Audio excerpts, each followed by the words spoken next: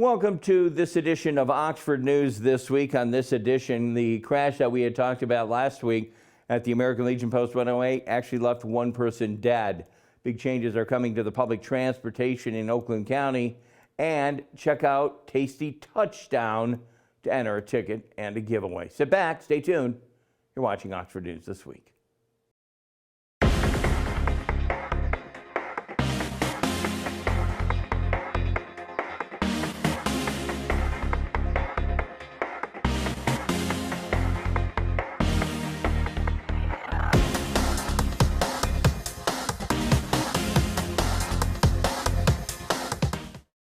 We now have some more information for the story that we had brought you last week about the accident at Post 108. The truck that had crashed through the west side of the American Legion Post left one person dead. The driver had a seizure, hit a car at the intersection of Drainer and M24 and was diverted towards the post. According to Post 108 Commander Dave Perry, the truck was airborne at least twice. No one inside the building was injured. But Perry believes the vehicle took about a half of the Post Museum. He says the area is pretty crucial for the whole post, and the state has recognized it as a national register event.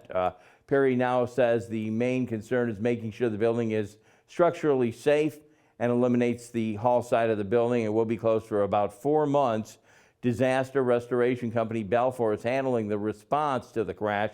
Balfour brought in a textile cleaning company to document, clean, and store the museum items until they can actually be reopened. The Legion will not hold any fundraisers until it is clear what insurance will actually cover in that crash. Before even graduating high school, Oxford students have a chance to earn a different type of diploma. This is the International Baccalaureate Diploma Program. It's IB for short. Through a 6 subject groups and a diploma program core, the IB program aims to develop students who flourish physically, intellectually, emotionally, and ethically. Students complete independent research and undertake projects that often involves community service. For the next few months, students and parents will have several opportunities to learn if the IP diploma program is right for them. The meetings are hosted by Miss Julie Carmen, the program coordinator, both in person and Zoom. Options are actually available. First meeting for the students will actually be coming up on January 15th. That's a Wednesday in room 317. The full list of duties can be found on the Oxford School website's Facebook page. For more information, contact julie.carmen@oxfordschools.org. I'm sure you can contact her even after the 15th. The Oakland County Prosecutor's Office says there is no reason to consider resentencing the mother of the Oxford High School shooter. Last month, Jennifer Crumbly asked the court to have her involuntary manslaughter conviction thrown out or to grant her a new trial. Oakland County Prosecutor Karen McDonald denied Crumbly's wishes, including a request to be released on bond pending the outcome of her appeal. Crumbly's lawyer argued that the mother is not a flight risk and poses no danger. However, McDonald responded by saying that Crumbly received a fair trial, unanimously convicted by a jury, and that she should continue serving her prison sentence. She was sentenced 10 to 15 years in prison last February. Ballroom dance is actually coming to Boulder Point, the golf club, all for a good cause. Oxford Addison Youth Assistance hosting a ballroom dance fundraiser the night of Valentine's Day. The event brings a group of dance lessons from 6 to 7 p.m. 3 instructors from the Elegance in Motion Ballroom Dance Studio in Orion Township will teach attendees at least 2 dances, and then there will be open dancing on through the rest of the night. Everything from the swing to polka to Latin to even big band. The OAYA board member and fundraiser chairman Linda Moran is excited for both seasoned and new dancers to learn some new steps. She says she's very excited about the fundraiser because it will be something new for the organization and the community. The event is limited to 250 people. Guests will enjoy hors d'oeuvres, desserts, coffee, tea, soft drinks, as well as a 50-50 raffle and a silent auction. The OAYA is also seeking sponsors to help support the event. For more information, you want to sponsor 248 460-7011 or send an email to the Oxford Addison Youth Assistance or Oxford Addison YA at gmail.com. Claims that the Oakland County officials are defunding police have sparked confusion and some frustration. The info comes from a media release from the Oakland County Deputies Association released New Year's Eve. The release alleges the Oakland County Commissioner Chairman Dave Woodward intentionally pushed an agenda item to defund the police under the, quote, guise of indirect cost. The item in question is 40% cost increases over the next 3 years to each township or even city that contracts with the sheriff's office. The release was signed by several local officials, including Oxford Township Supervisor Jack Curtis, Addison Township Supervisor Bruce Pearson. However, Woodward has disputed the claims and comments on a Facebook post from the Oakland County Board of Commissioners. The chairman responded to the comment that referred to the release. Woodward says the release is blatantly false, saying that the new contract rates by law equal to the cost of its service. Woodward also says all contracts were approved without a single officer being laid off and that the county is fully funding the police and local communities, paying that cost for sheriff deputies in their respective areas. We will continue to update you on this story as we learn more. Big changes are actually coming for public transportation in Oakland County. The North Oakland Transportation Authority, NOTA, is in the middle of a major software update. NOTA helps seniors, low-income veterans, and disabled residents with their transportation needs. With rides open to the general public as well for the next several weeks, those who call NOTA dispatch number may experience longer wait times. Staff are working to learn more and move forward on the updated technology to better serve the riders. Voicemail will still be available for any type of cancellation messages. The staff will return calls as soon as they are able. They're looking to make a ride request must still speak directly with a dispatcher before one can be dispatched. The new dispatch program also means changes to the way riders can pay for trips. Riders can no longer use credit for rides, and those who have credit on their accounts will be cashed out with an equivalent value in tokens for rides. Going forward, NOTA hopes to be able to accept debit and credit card payments for new rides. The NOTA team thanks the community for their patience and support while they make this transition. Ron and Steve's Christmas raises funds and spirits over the holiday season. You actually saw that program here on OCTV. The tradition drew hundreds to the brightly decorated home on Sashabaw Road in Ortonville. The lights display was spread cheer, and since it started back in 2015, Steve's mothers, and Ron Davison, are the homeowners of the creators, and the visitors could enjoy 25-song holiday music set list on the property. Mothers, and Davison hand out candy canes, talk to people, collect donations. The Ortonville Community Emergency Fund is the nonprofit organization helping to meet immediate hunger needs. They were the beneficiaries of that. This year, the pair handed out over 5,000 candy canes, raised over $7,000, and the display ran 7 days a week from the weekend after Thanksgiving to the 5th of January. New this year, a 90-foot light-up Christmas tree. The tree was actually an old communications tower, 32 strings of lights attached at the top. To learn more about this display and future displays, contact Ron Steve's Christmas Facebook page. And in our Behind the Lens segment, always entertaining, let's move that barn. The Garling Barn, over 150 years old, took a trip thanks to a new housing development set lake over its former home. The barn had moved from Clarkston, Stony Creek, and Lake George roads were temporarily closed as they moved the barn this past Thursday. As the barn made its way a half-mile away, the barn's new home is a 10-acre planned community site. It will be home for a new park for Oakland Township. The barn will serve as a centerpiece, transformed into a community center.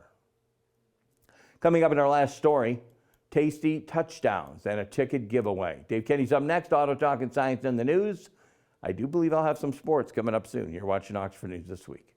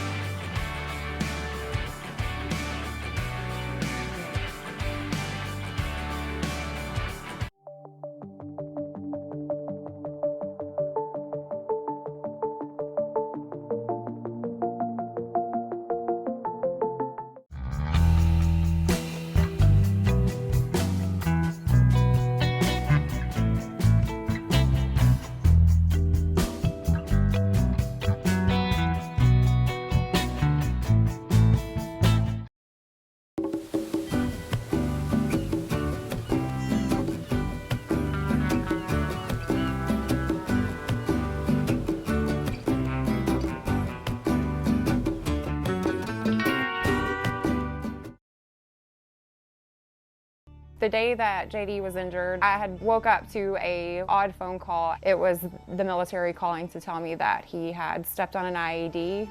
My role in the Army was I was an infantry scout. I was a squad leader for a recon element. The Army doesn't really prepare you for injuries. They either prepare you for the soldier to come home or not to come home at all. They don't prepare you for the in-between. There's things that I do for him that is considered caregiving that to me is considered just loving him. The day I got injured, she got wounded as well. And the veterans wouldn't be the men that we are and the women that we are today if it wasn't for our better half helping us every direction we go. The Coalition to Salute America's Heroes helps severely wounded or disabled veterans just with basic needs such as emergency financial aid. For our family specifically, they tremendously helped us out with employment through their Heroes Thinking Heroes program. Visit saluteheroes.org to learn more. Welcome to this edition of Auto Talk. I'm Dave Kenny, and this story is taken from Automotive News. The best-selling Mustang in 2024 was one that some stubborn traditionalists still insist isn't even a Mustang. Ford Motor Company's electric Mustang Mach-E crossover outsold the gasoline-powered pony car by nearly 8,000 last year. Mach-E deliveries rose 27% to over 51,700, while Mustang sales fell 9.5% to 44,000, its lowest level in at least 2 decades, according to the Automotive News Research and Data Center. It's the first time the Mach-E has outsold its sportier sibling in a full calendar year since the crossover launched in late 2020.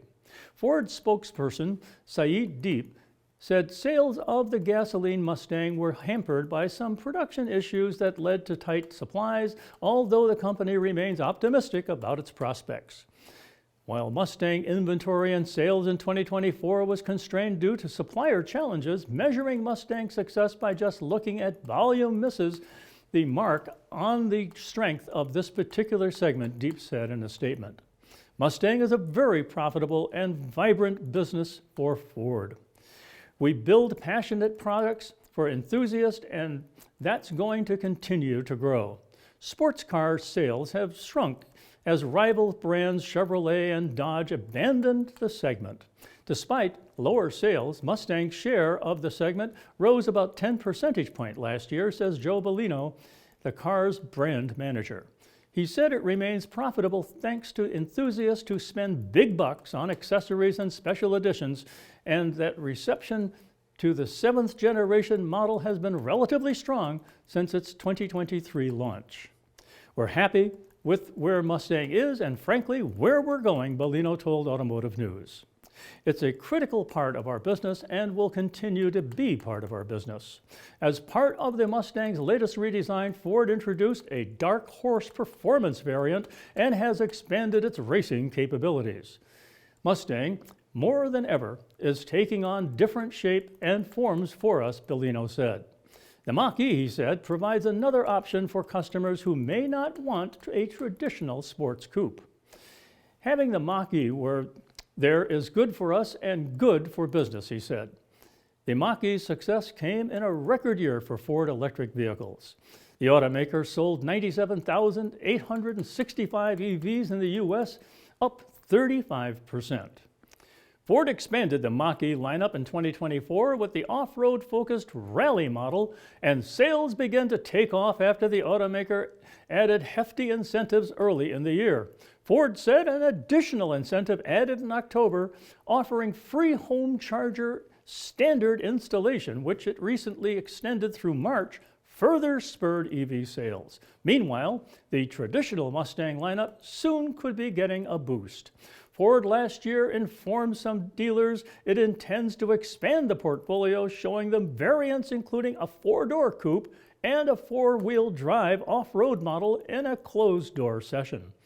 No sales timelines were provided for any of the variants, attendees told Automotive News, although dealers came away believing Ford was seriously exploring production. A spokesman at the time said Ford has very exciting plans to expand our portfolio with new vehicles at all price points and would reveal more details in the future. Well, That's it for this edition of Auto Talk. I'm Dave Kenny. Stay tuned to Oxford Community Television.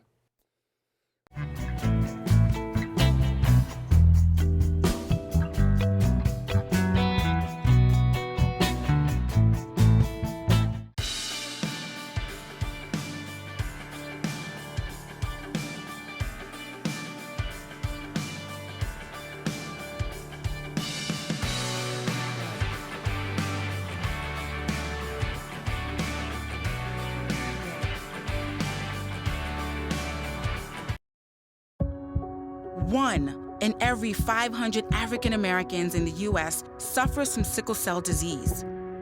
1 in 3 African American blood donors is a match for patients with sickle cell. 1 appointment to donate blood with the American Red Cross can help save a life. Will you be that one? Visit redcrossblood.org/ourblood today to schedule an appointment at a location near you. Hi, I'm Peyton Manning, and I'm partnering with the American Red Cross this year to tackle blood shortages. Giving blood's important because every 2 seconds, someone actually needs blood, and unfortunately, only like 3% of the U.S. population donates. So we have to step up to give and to make sure there's plenty of blood available for those in need. Visit redcrossblood.org to get in the game and make an appointment to give.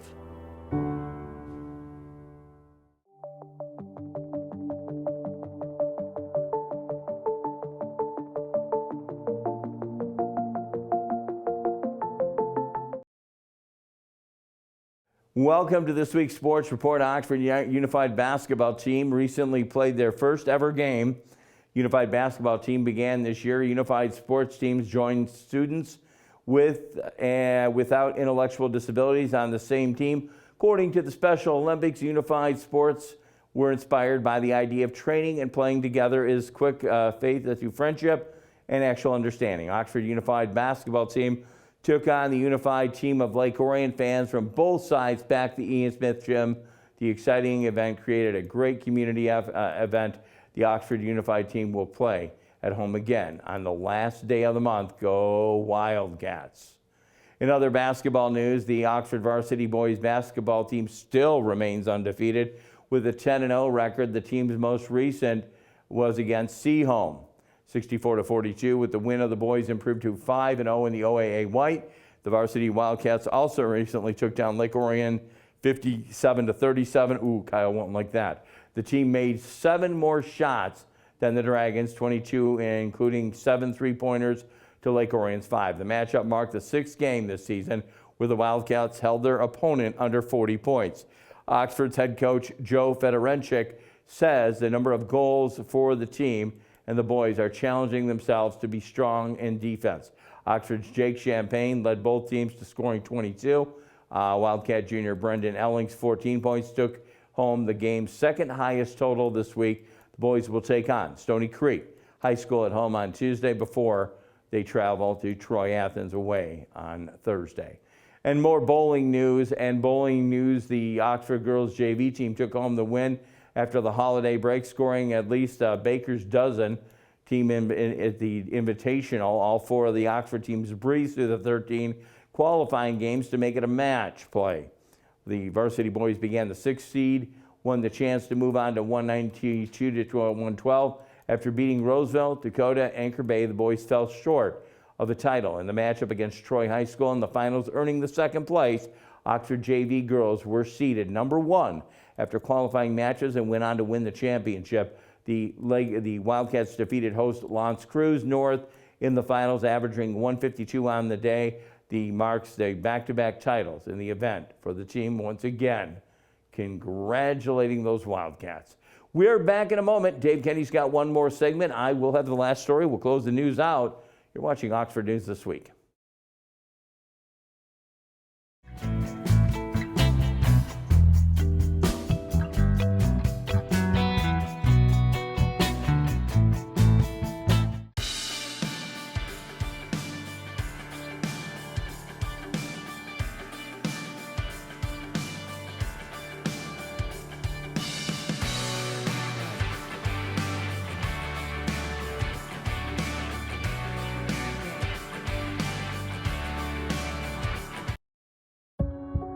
1 in every 500 African Americans in the U.S. suffers from sickle cell disease. 1 in 3 African American blood donors is a match for patients with sickle cell. 1 appointment to donate blood with the American Red Cross can help save a life. Will you be that one? Visit redcrossblood.org/ourblood today to schedule an appointment at a location near you. Hi, I'm Peyton Manning, and I'm partnering with the American Red Cross this year to tackle blood shortages. Giving blood's important because every 2 seconds, someone actually needs blood, and unfortunately, only like 3% of the U.S. population donates. So we have to step up to give and to make sure there's plenty of blood available for those in need. Visit redcrossblood.org to get in the game and make an appointment to give.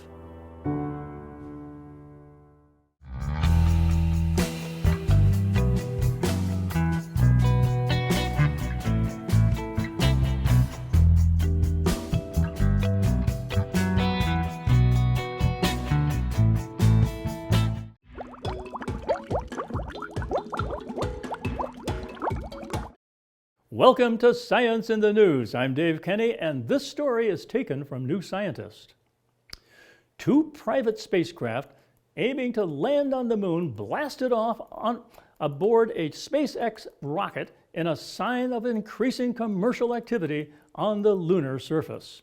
Firefly Aerospace's Blue Ghost lander and iSpace's Resilience lander have both got a ride on the same Falcon 9 rocket, which lifted off on January 15th from NASA's Kennedy Space Center in Florida. The launch will be iSpace's second attempt at landing on the moon. Its first ended in failure when its Hakuto R spacecraft crashed into the lunar surface in 2023. The Japanese company says it has since upgraded Resilience's hardware and software to avoid the mistakes that led to this crash. Meanwhile, U.S. company Firefly Aerospace will be making its first attempt. The firm has a contract with NASA as part of the agency's Commercial Lunar Payload Services, or CLPS, program, which pays private companies to achieve its scientific goals. Resilience will carry 6 payloads to the lunar surface, including experiments to produce food on the moon using microalgae and a micro rover that will roam, analyze, and photograph the landing area. Blue Ghost is set to carry a mixture of 10 private and public payloads to the moon, including a radiation-resistant computer, a drill that will measure how heat flows through the moon's surface, and a satellite receiver that will try to establish a permanent link with Earth's GPS network. Both missions will reach Earth orbit relatively quickly within minutes of launch, but it will be much longer before they reach the moon. Blue Ghost will orbit Earth for 25 days before firing its engines to start a 4-day journey to the moon, where it will orbit for 16 days. After this, it will autonomously descend and land in a plane called Mare Crisium, where it will take 2 weeks to perform its scientific goals. Resilience will take a more circuitous route on a journey that will see it fly past the moon a month after launch, glide in deeper space for months before then angling back towards the moon. Once it enters orbit, it's due to land in a plane called Mare Frigorius between 4 and 5 months after launch. If the missions succeed, they will become the second and third private spacecraft to land on the moon. The first was Intuitive Machines' Odysseus lander, which touched down last year. Blue Ghost and Resilience are the first of around a dozen spacecraft that are hoping to touch lunar soil this year, largely driven by NASA's CLPS, with many designed to test and demonstrate technology required for a future permanent human presence on the moon. These include a second and third mission from Intuitive Machines. IM-2 will look to drill near the southern lunar pole for buried ice that could be used for future missions, as well as deploy 2 exploratory rovers and a lunar satellite to communicate with Earth. Wow, That's a big list of things to do. Well, that's it for this edition of Science in the News. I'm Dave Kenny.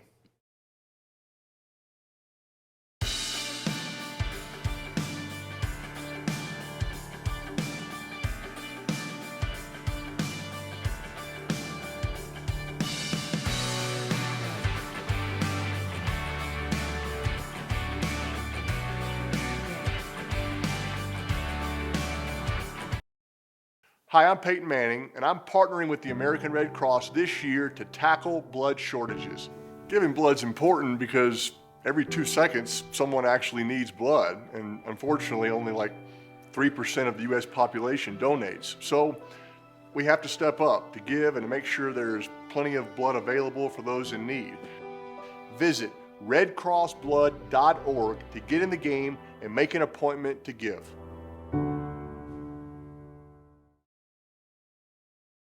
Real close to home, and in our last story today, this has actually got an international appeal.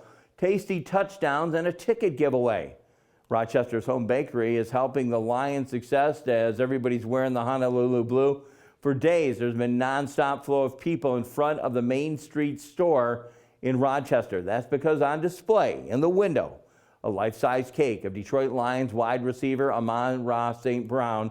Countless fans have been posing for pictures and again, it is cake. St. Brown poses in the now famous touchdown celebration on a handstand, and the cake is doing even more than bringing 50% increase to business for owner Heather Toko. The wide receiver himself announced that St. Brown, on his podcast, he was teaming up with the Home Bakery for a giveaway. Anyone who purchases an item at the Home Bakery, now this is Monday through Thursday of this next coming week, the chance to win tickets and attend the Lions divisional round next weekend. Again, the winner will be announced on Friday. St. Brown said he will check the cake out in person. For now, and thanks to cake, Rochester's big bright light show is now still under display. That wraps up on the 19th of this month. The Super Bowl and 400 Lions decals in the store windows, it's on its way. Again, to win the tickets, it's between the 13th and the 16th. Again, if it's after the fact, you can still enjoy the cake by heading down there and just taking a look at it. It's something spectacular to look at, getting that spirit with the the Detroit Lions. Well, that's going to wrap it up for this edition of Oxford News This Week. OCTV actually can be viewed on Spectrum Charter Channel 191, Channel 99 on that ATT Uverse system. Check us out on YouTube, Facebook, Rumble, and the Facebook and the Amazon Fire Stick and Roku app as well. If you have a show idea, feel free to contact our office, OCTV. Give our office a call at 248-628-9658. Special thank you going out to producer and director himself, the man that does it all, Kyle Snage, news writer extraordinaire Allison Miller, station manager Terry Stiles. Everyone here, for everyone here at OCTV, I'm Jim Hughes, hoping you have a safe week. I invite you back next time. And again, we will take a look at Oxford News This Week.